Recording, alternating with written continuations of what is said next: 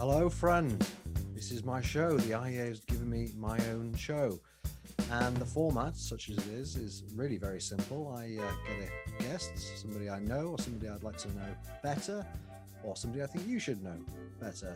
And we just have a nice fireside chat for half an hour.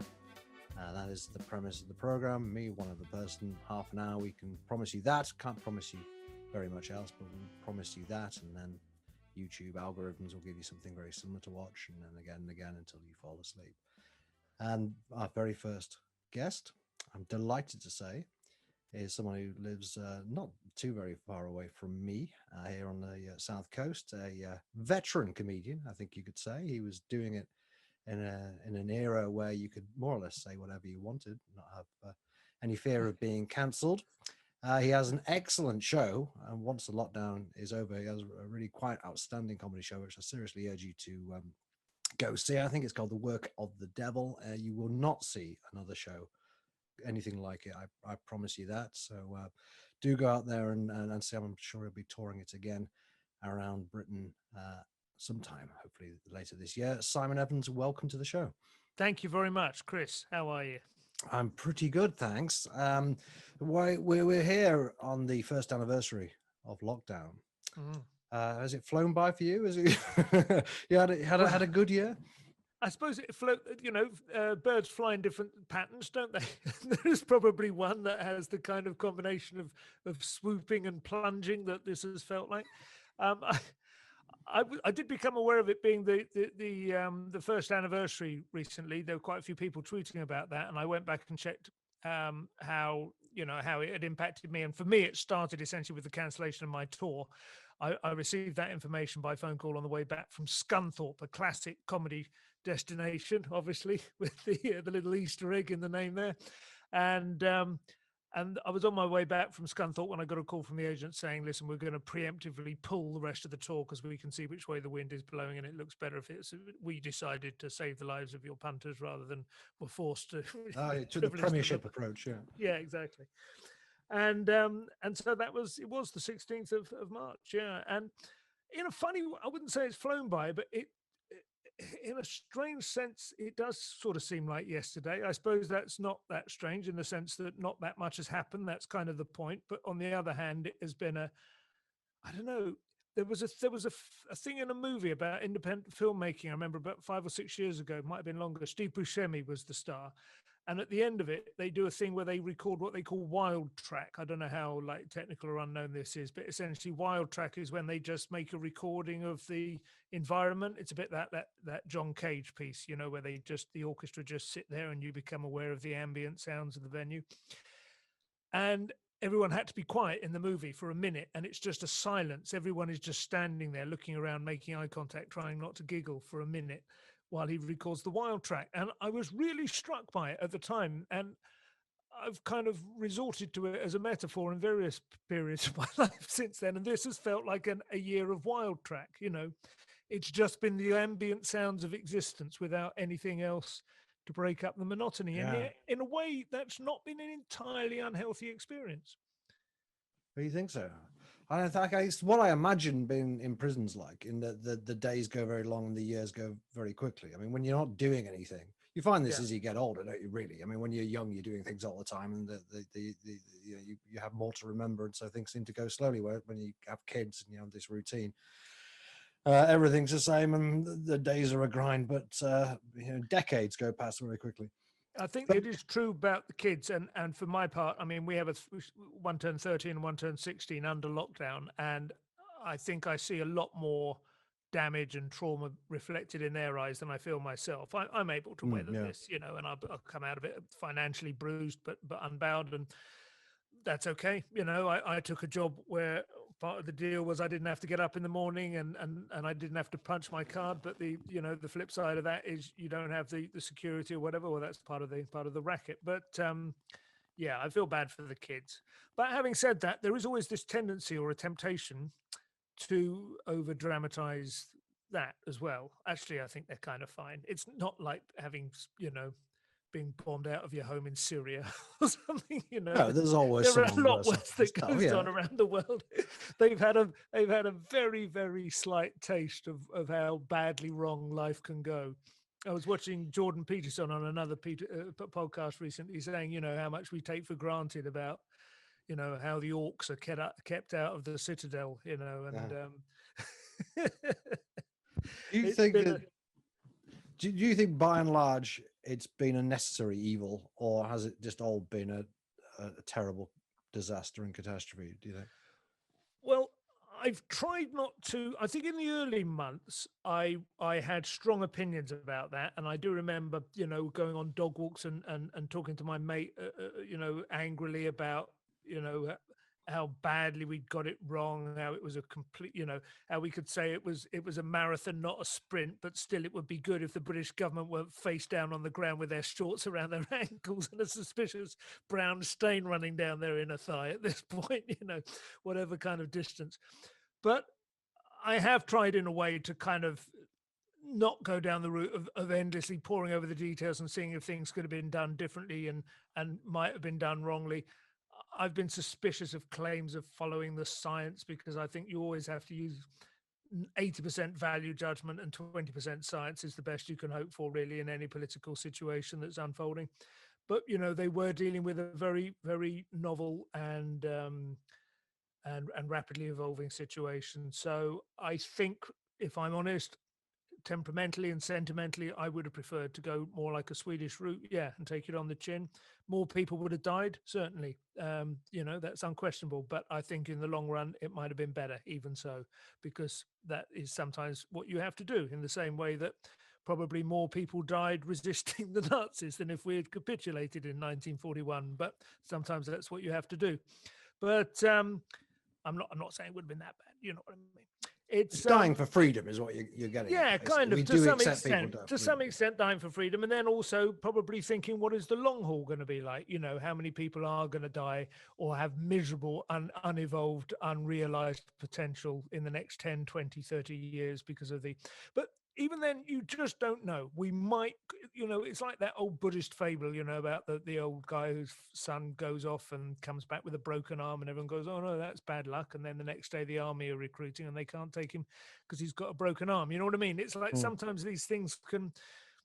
I mean, who would have guessed? I mean, you and I, I'm sure, share a degree of phlegmatic weariness discussing Brexit, but who would have guessed it would have been effectively turned over? The arguments for and against Brexit would have been turned over by this, by the vaccine farrago that we've seen. There was no way of anticipating that when we went for it, and I think there can be all kinds of unexpected twists and turns. So yeah, I would have been. I am anti it, but I don't intend to sort of spend my time bitterly ruminating on it now. I just wanted to get it over. I think we should get over and get out there. And I think there is a danger of a sort of psychological malaise creeping in. It can be very easy to just get used to the sofa, and the sort of twilight world. And I think we need to be jolted out of that as quickly as possible now. Yes, we could soon be institutionalized by it. I mean, people Yeah, are. well, I found this time. I mean, maybe it's because it's winter. I actually thought the winter lockdown, which I always kind of had a winter lockdown baked in my mind already, and I always thought it was going to be worse than the summer one. But actually, it's not. It's better because actually you're indoors anyway. January, you don't even go to the pub most of the time. So actually, it's been better, and it's very easy if you're working from home like me to become almost completely used to it. My wife was saying recently she's become kind of worryingly institutionalized by the whole thing. So I agree. We certainly need to snap out of it for that reason. I mean, my position on this, which I've got myself in a lot of trouble with on Twitter, is I support this lockdown. But I think you can do a cost-benefit analysis to justify it. But a lot of that would depend on what value you put on a human life. If it's 30,000, probably not. If it's 60,000, maybe. If it's $1 million, like the Americans would do, definitely you can do it. But these are all just obviously arbitrary figures. Yeah. So it doesn't And you mean get in a anything. lot of trouble now, don't you, as Lord Sumption found out, for making a suggestion that there can be any kind of scale on which human life exists, which seems Uh, absurd to me. I mean, a newborn baby is a fresh pint, you know, and a 90-year-old is virtually a drained pint. I mean, that's it's how I it, see it. I can't see how you can realistically take any alternative position except for grandstanding for emotional purposes. But that Absolutely is, right, you know, exactly. We wouldn't spend £1 trillion to save one mm, life, clearly. So there mm, must be a point, and governments accept this. We have the idea of a quality adjusted life year. The Department of Health values at 60,000. National Institute of Clinical Excellence values at 30,000. These are not new concepts at all. People no, find it they're uncomfortable with the idea of it because mm, it's as if you're. I think it's because people think you're sort of putting a value on people's worth, yeah. rather Well, I than think there's been a trying worry to for work out some what we're time in prepared this to country, pay. and probably not entirely unjustified, that we might be eventually looking at social care and, you know, the treatment of people with Alzheimer's and dementia and so on, with like, you know, red hungry eyes staring down on Hunger City kind of thing. It's there's a very dystopian picture emerging sometimes, you know, and I think people are really understandably don't want to give an inch until you know, for fear they might backslide on that sort of thing, you know, every time the euthanasia debate comes up and so on, that people can see how it could gather pace, you know. So I think there was that danger and that fear. You could see it in a lot of people describing Tory policy initially as a cull that they'd been long waiting for the opportunity to institute. And I absolutely don't believe that was the case. And if anything, of course, the Tory party rely very heavily on the votes of the elderly and frail and economically non-productive. But they've you know they are a burden, you know, you know, just in purely economically sort of physically leveraged type terms. That becomes the case, and so it's understandable that people are worried that if a certain kind of ruthless mentality were allowed to build, then that could be the end result. Yeah, I guess that's true. I think one of the things with it is the fatality rate from this particular disease. I think the reason lockdowns are controversial is it's about 1%, right? The fatality rate. I know the Smileys will say it's much less than that, but it's, if anything, it's probably more than 1%, judging by It's the the degree to winter which it's wave. weighted at the end of life, though, isn't it? Yeah, sure. But I mean, we were having around about 100,000 infections a day at the peak of the last wave, and we were having more than 1,000 people a day dying. So it must be around about 1%. Mm. And we'll go with 1% anyway. Maybe it's 0.8%. Whatever it is, we know flu is about 0.1%. Clearly, we're not going to lock down for anything of that magnitude. But 1%, it's kind of on the borderline where you think, well, maybe it would be. I really would like to go to the pub. Maybe, if it was 2% and the average age was 40, Oh yeah, as opposed yeah, to 1% and the average age is 82, then there wouldn't be any question about it. Everyone would be quite happy locking down for God knows how long. If it was 1% and the average age of death was 10 years old, there wouldn't be any question about it whatsoever. It's yeah, just at that point where you can sort of go, well, 1% of the population might die, but 1% of the population die every year, and they are knocking on a bit. yeah, So, yeah. Absolutely. this leads to your kind of, let them perish approach. You can see the temptation of it when you then bring in the massive economic cost. I guess the reason I support this lockdown is, you sort of brought up the war metaphor before. Somebody brought it up on a libertarian podcast I was on about. I was on recently. The idea, we send people out to war to die for freedom, so we accept that life is not precious in that sense, and that freedom has a greater value. And my response was, well, we do that, yeah, but sometimes we send people out to die totally pointlessly in stupid wars. And for me, having all these people die in January, February, March, just as we got a vaccine, when we'd already taken so much of the economic hit, it just, regardless of any cost-benefit analysis, that just seems stupid to me and kind of unforgivable. Yeah. I think once the vaccine was announced, that did change everything, because I think a lot of us were very skeptical about that, and understandably so. You know, that was an extraordinary achievement, even though we understand that most of the timescale of producing a vaccine is in terms of the trials and the tests to make sure it's safe rather than to make sure it works, and that those have been essentially waived, you know, in order to get on with things. So the extent to which it's a miracle is partly it's a miracle of common Of sense. deregulation. Yeah. Yes, exactly. Yeah. But yeah, it was still pretty amazing. I mean, as everybody said at the beginning of this thing, this is a coronavirus like the common cold, which famously has no cure, and we've never managed to solve it. So, and other people say, well, that's because the big bucks is in providing a alleviation to the symptoms rather than eliminating the disease. But It's probably been wiped out anyway, the common cold, like flu. it might have been, yeah. I think the vaccine changed everything, and it certainly changed the calculation for me. And you're right, there was that thing. Well, you can now we can see a realistic roadmap, so let's follow it. Because previously it was like we could be in the desert for years, and we might die in the desert. So I want to get out of the desert now. What do you think we would be doing if there was no vaccine now? If we knew for a fact that there wouldn't be a vaccine until 2023 at the earliest, what do you think the government would actually be doing at this point? Would we just be going in and out of lockdown? Would we be like desperately hoping test and trace might start working? Or would we just go full Great Barrington? We just say, right, enough's enough. Yeah, well, I think I'd probably argue for Great Barrington with, I mean, I don't know all the details of it, but I suppose I would basically go for the Swedish model with whatever could be done to enable shielding for people who felt they were vulnerable, but allowing a certain amount of personal liberty to make that call. But yeah, I mean, it now seems almost unthinkable. So I suppose in a way that shows you how quickly I've internalized the change of circumstances that the vaccines brought about, because that was kind of what we were looking at previously. But that was, I think a lot of people were like yourself, and I was like that too, that you were thinking sooner or later you're going to have to jump. I always felt another metaphor was that if you've ever had a washing machine that gets clogged up and it has a sort of unscrewable filter down in the bottom right hand corner, and you unscrew a bit and a bit of water leaks out and you try and catch it in a saucer or a bit of Kleenex, but sooner or later you're just going to have to put down the towels and open the thing and it'll flat out. And I just thought that's, all of those different wavy lines, the different coloured ones for the EU and the UK and Hong Kong and Taiwan, they're all going to meet eventually, at a certain point, unless you've managed to get zero COVID and you've now got sheep dips at every international airport. That's where you're going to eventually end up. So perhaps better just to get on with it.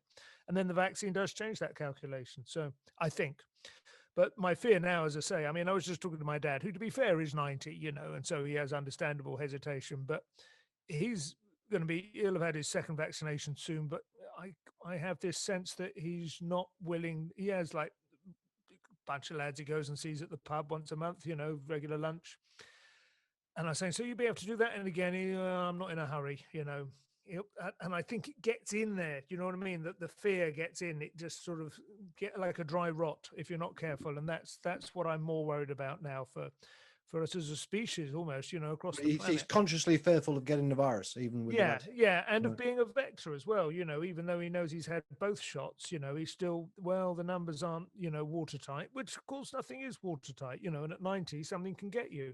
But he was never like an outgoing sort of fella. He hasn't been sort of completely changed by it, but I can just see that as a little bit of a test case. I don't know. That's one person. It's not data, but I'd be anxious that the sort of mindset that we may have had to adopt before we thought the vaccine, I think it's time to really reset and think, okay, these are completely new circumstances now, and this is what we can do. We can resume normality. Yeah, no, it's absolutely essential that everything goes, and you can tell absolutely. Yeah. JVT and all these types would like to have us in masks, maybe just masks on the underground for a little bit longer. Well, it's not just them. It's like that. Was her name Sarah something on the Jeremy Vine show on the Channel 5? Sarah Jarvis. Yeah, Jarvis. She's like, even once you've had your jabs, you're still going to need to wear a mask. You're still going to need to observe. No, I'm sorry. I'm not wearing a mask and I'm not observing social distancing. Once I've had the second jab, give it a couple of weeks to make sure it's bedded in nicely, and then that's it. I'm sorry, I can't, And if it comes to it at some point after that, then I think I would be willing to engage in civil disobedience, because I think there are responsibilities that you have as an adult in a society that's achieved a degree of civilization. That you can't just allow it to descend into a sort of authoritarian tepid bath. Yeah, no, I'm with you all the way on that one. And you kind of look at the opinion polls saying 85% of people support the lockdown. You think, oh God, but then you remember, well, actually, I'm one of them. And a lot of those people in the Yeah. 85% probably feel the same way as you and I about this. You know, this is very much a short-term thing. There was a crisis. We had to do it to get the numbers down. But by God, after June the 21st, that is Well, absolutely it. And I don't care yeah, if the Brazilian variant comes back, we'll just have to take it no. on the chin. But, you know, that's more than enough. And this is the thing about my position with it. It's kind of paradoxical, you might say, in that I do support this lockdown. I do think we needed it for the reasons I've explained. And I think you can justify it on cost benefit terms, so long as you value human life at a reasonable amount.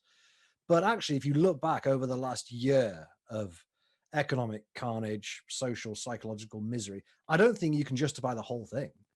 I No. think, you know, if you knew it was going to cost that much back in March, it was going to go on this long, I think most people would say, no, we'll go Great Barrington.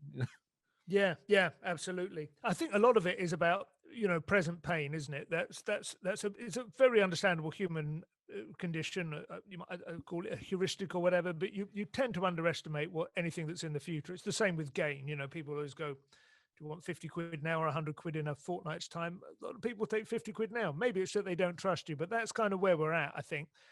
We're all currently, in terms of lockdown, we're really in that phase where Wile E. Coyote has run off the cliff, but he hasn't even started to plummet yet. He certainly Yeah. hasn't hit the bottom of the gulch.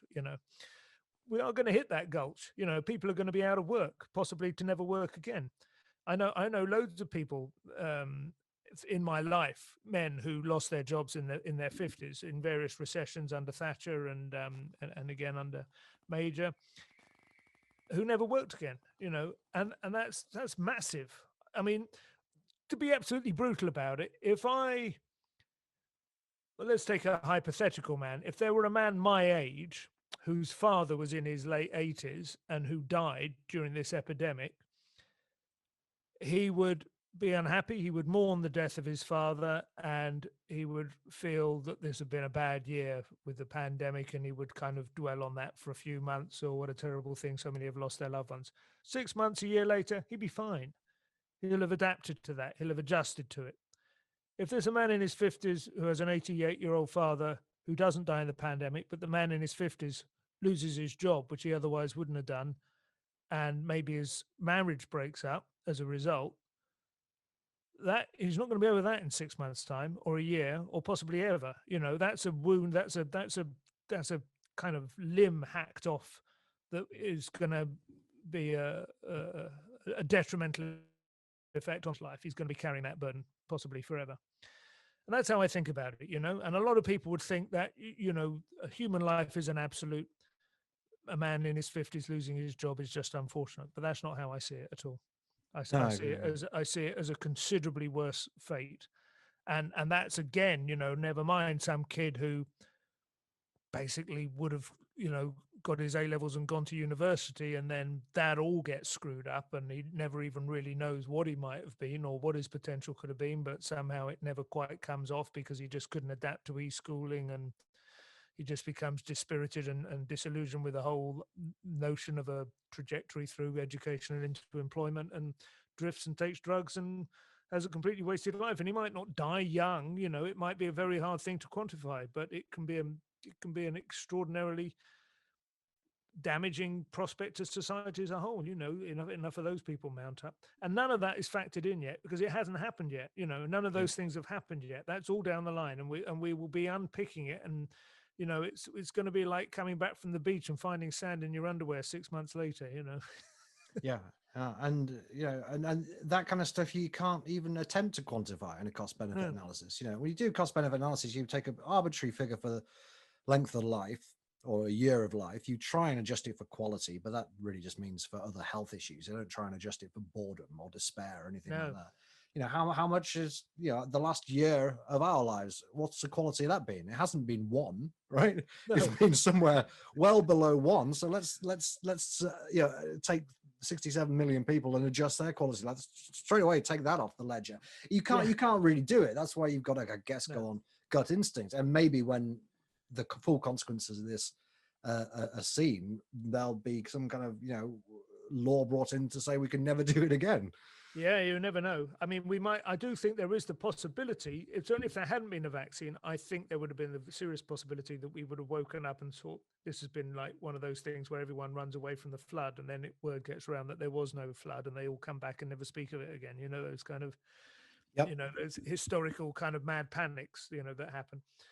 But I mean, I think part of it is the degree to which the different mindsets can be expressed with certainty and with kind of with punch. I mean, certainly on Twitter, it's much easier to go in the, well, actually, call me crazy, but I'm for the not killing people kind of plan. Do you know what I mean? That kind of attitude and language and sort of that vibe is successful, and it gets shared easily. Where anyone who patiently explains, well, yes, I get it, but there's always trade-offs. It doesn't cut through in the same way.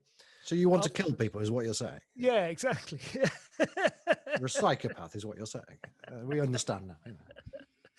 We all do worry about ourselves, though, sometimes, don't we? I think that's one of the funny things about lockdown, actually, is it's probably made me kind of alone with my thoughts a little too often as well. But, yeah, I mean, I think I will say, actually, though, Chris, in all seriousness, I've not had a terrible lockdown by any means. We've got a nice enough house. Our kids have coped, and I have managed to find sort of semi-intellectual pursuits, I suppose, online and read more books, and it's actually been quite a fulfilling and enriching year in a way. It's completely unsustainable. I haven't earned any money, and I've been a kept man essentially on my wife's wages, but I haven't had a miserable time as a sabbatical. I wouldn't want to complain about it too much. I never would have taken it otherwise, and I feel quite grateful, actually, in a funny way, that I have been sort of bubble wrapped through it. As I say, it's not sustainable, but I wouldn't want this to be misunderstood as a sort of howl of rage on my own account, really. No, sure, yeah. Well, a lot of people have enjoyed it. Let's face it. Yeah, a huge number of people on furlough, not having to go on the bloody commute and so on. So yeah, I mean, there's always has been a significant minority of people who've genuinely enjoyed it and their life has got better because of it, and a significant minority that basically thinks it's okay. Yeah. And you add in the people who are terrified of the virus, you've got a pretty solid majority for lockdown at any given time. It's been a real corrective to our vision of the British people as sort of an untamable, rowdy bunch of rebellious, what Tyler and all that. There's this kind of lovely old image, isn't there, of the British cherishing liberty above all things, and I think that's taken a bit of a. It's always a myth. I thought this when the smoking ban came in, and hardly anybody did anything about it. It's always a myth. It's the same with the Irish. It's the same with people in New York. It's the same with the Californians and the Australians. All the people who had this reputation for being untamable individualists and all this, they're always the first ones to fall when any kind of authoritarianism comes along, and so certainly the British are no better. My last question for you, Simon, I'm gonna ask this of everybody who comes on the show, is civilization finished? Wow.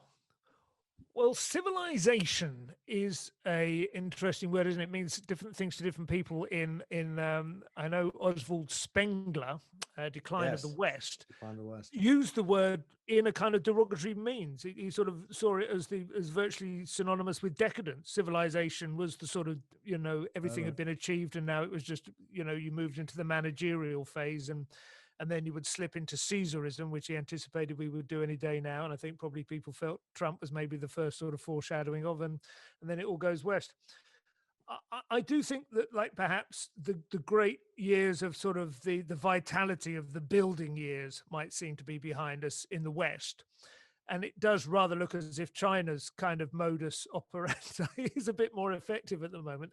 Bill Maher did a very good segment the other day about how the Chinese can build a dam while we're still debating what to rename one that we built in the 30s, And there's a lot of truth to that. So anyway, I mean, that's not necessarily civilization, I suppose. That's infrastructure. But to the extent that civilization means things like opera and literature and theatre and classical architecture and that sort of thing, I do sometimes wonder where the instinct has to produce anything of value of that kind. I have to say, I do worry about the arts in terms of what they tell us about the soul of the nation.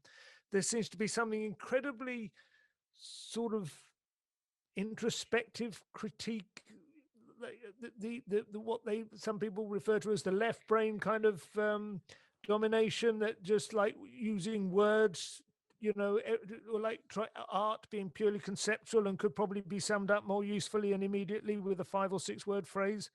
Mhm. All of that kind of thing.